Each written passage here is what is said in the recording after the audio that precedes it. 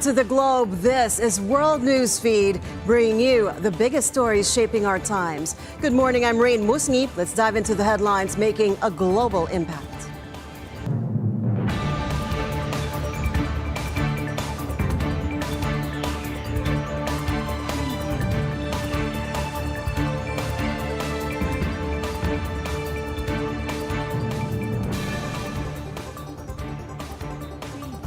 We begin in the United States, where President-elect Donald Trump rejects a bipartisan plan to prevent a Christmas-time government shutdown. Trump tells House Speaker Mike Johnson and Republicans to renegotiate a few days before a deadline when federal funding runs out. Trump and his Vice President J.D. Vance slammed the bill for including what they call Democratic priorities. Trump also wants an increase in the U.S. debt limit. Congress's next steps remain unclear. Bipartisan agreement will be needed to pass any spending bill by the House of Representatives, where Republicans have a narrow majority. On to Russia, where the government said it had detained a citizen of Uzbekistan who had confessed to planting and detonating a bomb which killed Lieutenant General Igor Kirillov in Moscow. Kirillov, who was chief of Russia's nuclear, biological, and chemical protection troops, was killed outside his apartment building along with his assistant when a bomb hidden in an electric scooter went off.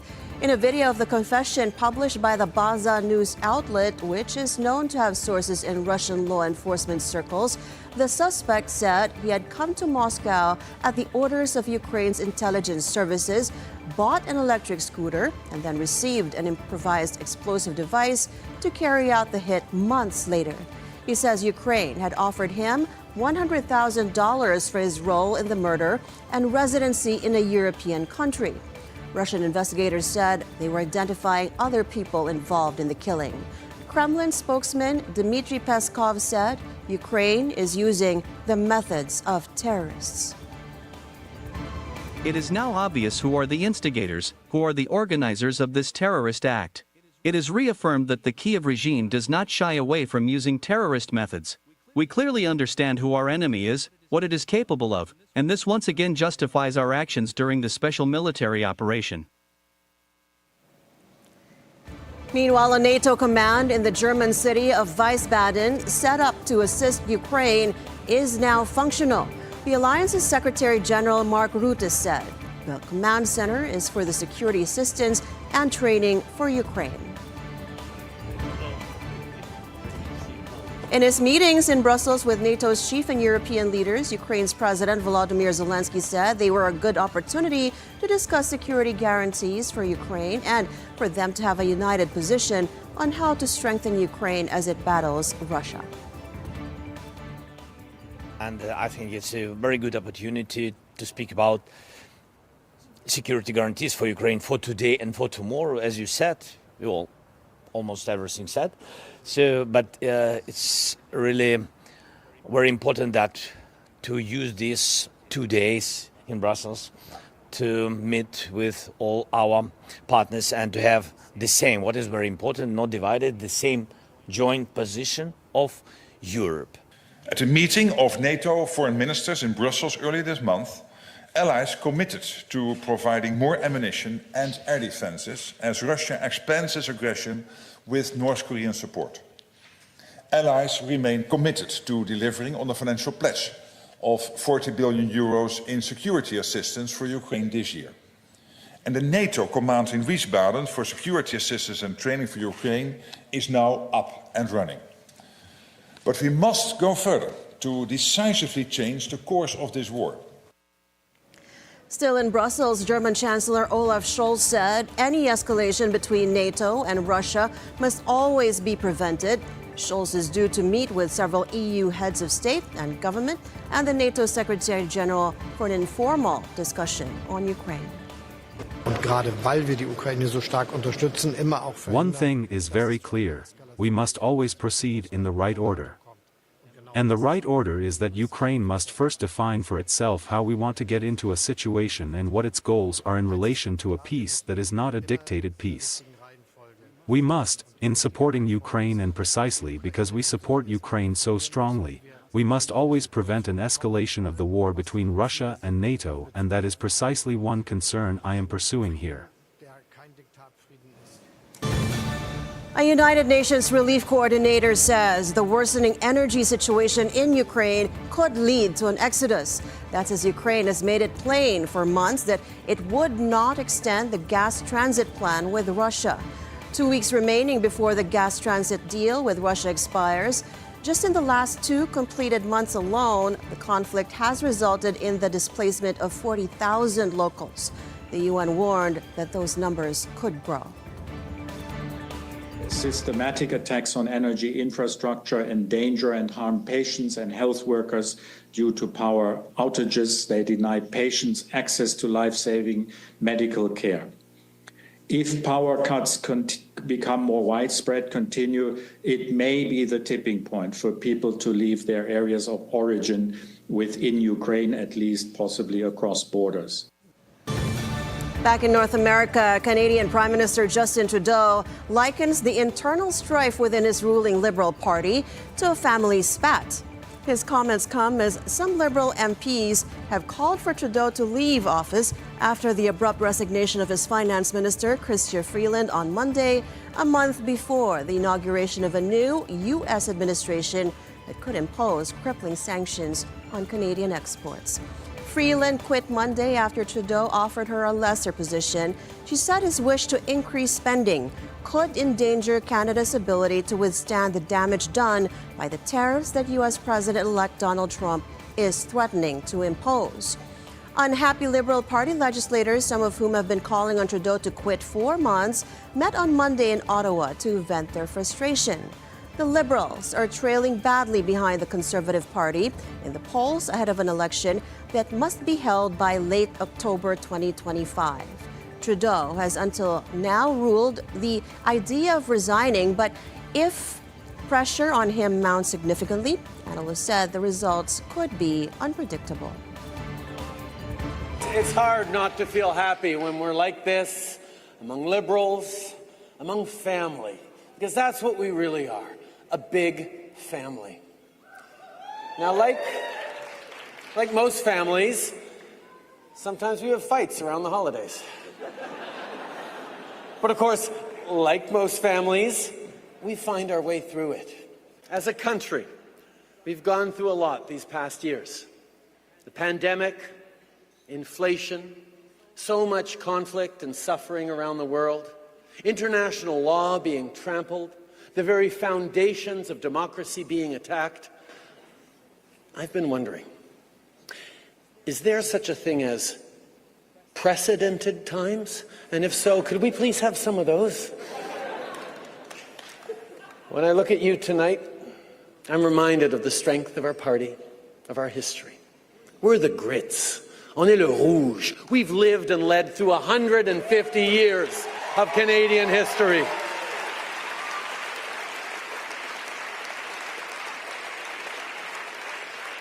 We were there for Canadians through the Spanish flu, the Great Depression, 2 world wars, the Cold War. We've seen tough times before, and we pulled through, because when we pull together, when Canadians pull together, nothing, and I mean nothing, can stop us. Trudeau also took time to criticize his reported main rival, Pierre Poilievre, of the Conservative Party, who has promised to put Canada first. Trudeau called Poilievre the Grinch. I mean, just look at their current leader. His slogans are all about cutting taxes, but put an actual tax cut on the table, and he votes against it. He voted against a tax break for Canadians over these Christmas holidays. He voted to make, when he was a minister, he voted to make life harder for unions, to make it harder for workers to organize. But today, he pretends to stand with them. But Canadians know where the Liberal Party of Canada stands. We stand for an economy that is fairer, greener, and stronger. An economy that works for everyone, not just the richest few. We stand for safer communities, free from assault-style rifles designed for battlefields. We stand for a woman's right to choose. We stand for the right to be who you are and love whom you love. On to the UK now. Researchers say new AI technology can help stroke patients determine the timing of the event and for doctors to decide if it can be effectively treated. Reuters' Lauren Anthony tells us more. What if AI could help better identify when a patient has had a stroke and whether it can be treated effectively? Researchers from 3 leading hospitals hope to utilise new software to do exactly that. Experts from Imperial College London, the Technical University of Munich and Edinburgh University believe the technology will provide faster and more accurate emergency care for patients in hospitals. Consultant neurologist Dr. Paul Bentley led the study. So not only can it help us understand when the stroke began and whether the treatments are suitable, but it can also help us understand what is going to happen to that person in the future. So we can understand or we can tell the patient and the relatives what's the likelihood of disability or the likelihood that they may be able to recover from the stroke. So this is all analytic information that we can extract from these scans, which is much more than we were able to do beforehand, where we were simply estimating purely on the basis of roughly how grey the area was. A stroke occurs when the blood supply to part of the brain is blocked or reduced, which prevents brain tissue from getting oxygen and nutrients. Brain cells then start to die quickly, so knowing the time the stroke started is very important. The AI would be able to extract that area. Standard treatments only work in the very early stages post-stroke and may otherwise cause secondary damage. But Dr. Bentley says the software has been found to be twice as accurate as the current method, which ordinarily involves a visual assessment of a brain scan by a medical professional who looks at how dark a stroke area appears on CT scans of the brain. So our technique will mean that up to 50% more people will either be given the treatment when they weren't before or vice versa, because it can be dangerous giving those treatments to people if it is too late, because there is a danger of bleeding or deterioration if you give the treatment too late and there is no chance of there being a benefit. We'll pause for a quick break. When we come back, an update from the Middle East on International Migrants Day. Keep it here on BNC on your World Newsfeed.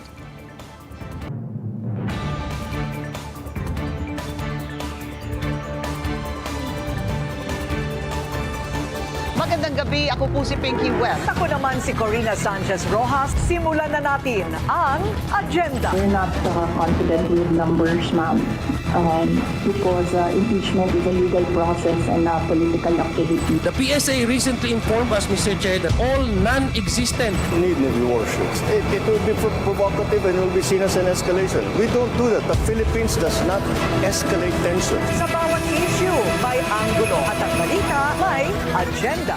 Good morning, I'm Ferdy Salvador. I'm Mikey Oreta, and welcome to Industry Beacon, where we shine a light on the trailblazers, the disruptors, and the industry leaders shaping our future. And in each episode, we'll explore how they're staying ahead in their respective fields, one industry at a time. The industry changes quite rapidly. We know where to go. We've got our comfort zone. Those are early manifestations for the award. I'm happy you told me that because now I know I'm not getting Alzheimer's.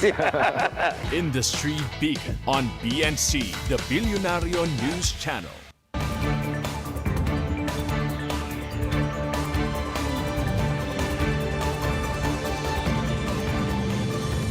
Welcome back to World Newsfeed. More than 880,000 people have been displaced since the escalation of hostilities in Syria.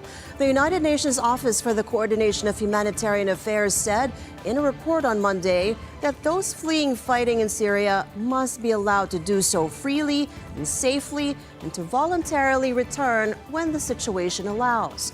The OCHA reiterated that the displaced people must be protected and able to access the essentials for their survival. The office said that the UN and partners will continue to help the displaced people by supplying food, water, cash, tents, blankets, and necessary medical supplies. The Syrian ruling General Command said it is focused on rebuilding Syria. Turkey and Lebanon have agreed to act together to ensure stability in Syria. That's as the country's two significant neighbors, Turkish President Tayyip Erdogan said Lebanon's security, as well as a lasting peace in Gaza, are key to stability in the region. Visiting Ankara Wednesday, Lebanese caretaker Prime Minister Najib Mikati said Lebanon was suffering greatly due to Israel's continuing attacks and that Israel needs to end its presence on Syrian territories. Our country has suffered and is still suffering greatly as a result of the Israeli aggression against it, which has left for months human, economic, financial, social and environmental repercussions that are no longer hidden from anyone. This aggression is continuing. It is continuing unfortunately directly militarily through the daily violations carried out by the Israeli enemy, and this is in violation of the commitment paper for the ceasefire. Syria is witnessing an Israeli occupation of part of its land, and we must exert strong pressure to end it immediately. We also wish the brotherly Syrian people freedom and stability, and we emphasize the unity of Syria and its people and its complete sovereignty over its land. This is not the first attack by Israel on Lebanon. In the past, Lebanon has been subject to such harassment. At the point we have come to, everyone should see this. Lebanon's security cannot be evaluated separately from the region's stability. Without ensuring a ceasefire and a lasting peace in Gaza, our region cannot know calm. In Lebanon, lights, music, and Christmas decorations lit up spirits in Beirut as the holiday season gets into gear. Only weeks after a ceasefire into the 14-month conflict took effect on November 27, people of the predominantly Arabic country gathered at Christmas markets to bring back some comfort and joy. The Israeli army said it was targeting Hezbollah when it went on the offensive in September, but many civilians were also affected. The Lebanese Health Ministry reports almost 4,000 people were killed during hostilities between Hezbollah and Israel before a ceasefire was reached. A World Bank report estimates the cost of physical damage and economic loss due to the conflict in Lebanon at $8.5 billion. This year, despite all the difficult circumstances, challenges, the situation that Lebanon was in, and the war that was going on, we decided that despite everything, we want to celebrate because we are a people that life and joy suit them. The Christmas market in Byblos is aimed to gather all the Lebanese, give them a breather so they can celebrate the season with joy and peace. As you can see, from all factions have gathered here, we are all one people united in joy and peace. We hope that this year will be a year of hope to everyone. The Lebanese people is used to going through crises, the dollar crisis, the revolution, the fuel, and other. We are always overcoming these problems before closing the page and starting a new one. God willing, we wish blessings for everyone. May these holidays be full of blessings and love for all people. In another crisis, South Korea's impeached President Yoon Suk-yeol skipped questioning by a joint investigation team on Wednesday, increasing the risk of his arrest. SBS reports Yoon did not appear for a scheduled questioning by the joint team, which consists of the Defense Ministry, police, and an anti-corruption investigative body. The investigators will consider sending a second summons. Investigative officials are seeking to question Yoon over the opposition's allegations that he committed treason. Yoon's lawyer told the media on Tuesday that he has not completed assembling his defense team and will make a statement in the coming days about the investigation agency's request for his appearance. Meanwhile, the South Korean won fell to its weakest level in more than 15 years as a strong dollar combined with domestic political uncertainties slammed the currency. The dollar won rose as much as 1.5% to 1,460.2 on Thursday, bringing the won to its weakest level since March 2009 before it pared some of its losses. Sean Diddy Combs appeared in a New York federal courtroom on Wednesday in a pre-trial hearing in his sex trafficking case. The rap mogul pleaded not guilty on September 17th to charges that he used his business empire, including his record label Bad Boy Entertainment, to sexually abuse women. Prosecutors said the abuse included having women take part in recorded sexual performances called freak-offs, while male sex workers who were sometimes transported across state lines. The 55-year-old Combs denied wrongdoing, and his lawmakers, or rather lawyers, have said the sexual activity described by prosecutors was consensual. And before we go, Santa Claus swaps his trusty sleigh for a jet ski to deliver gifts to children in Brazil. The holiday gesture was led by nonprofit organization Heroes of Love. The presents were given to dozens of children suffering from cerebral palsy, autism, and other syndromes. And that's all for now. Thank you so much for joining us. Catch up with us again tomorrow at 10 when we bring you The World in 30 Minutes, only on World Newsfeed. Follow the Money comes next. Keep it here on the Bilyonaryo News Channel, always on time.